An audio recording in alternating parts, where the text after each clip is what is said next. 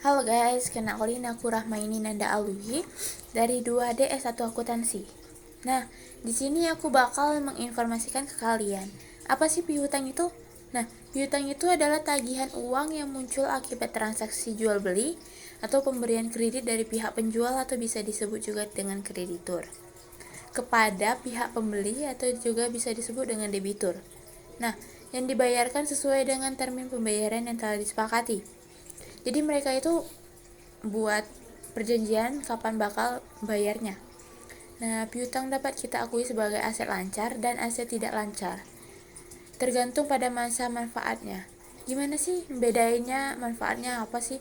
Nah, ketika piutang itu dapat kita tagih sebelum 1 tahun, maka piutang itu termasuk aset lancar. Sedangkan ketika piutang itu baru kita dapat tagih setelah 1 tahun, maka termasuk ke bagian aset tidak lancar.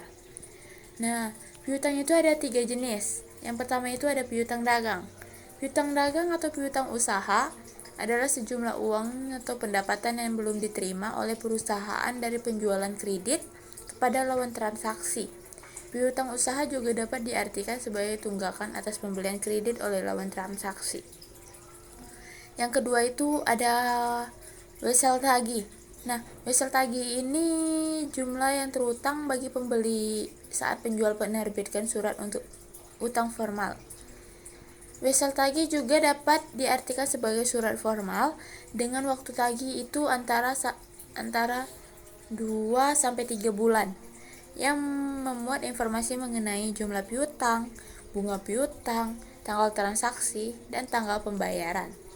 Nah, selanjutnya itu ada piutang lain-lain atau bisa disebut juga dengan other receivable.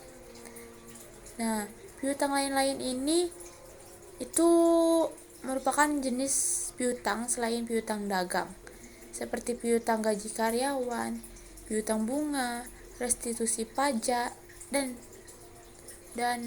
lain-lain. Nah, piutang ini tidak berasal dari kegiatan operasional perusahaan sehingga akan dilaporkan pada bagian yang terpisah di neraca. Piutang dapat dikatakan sebagai pendapatan yang tertunda karena pembeli atau lawan transaksi belum menyelesaikan pembayaran.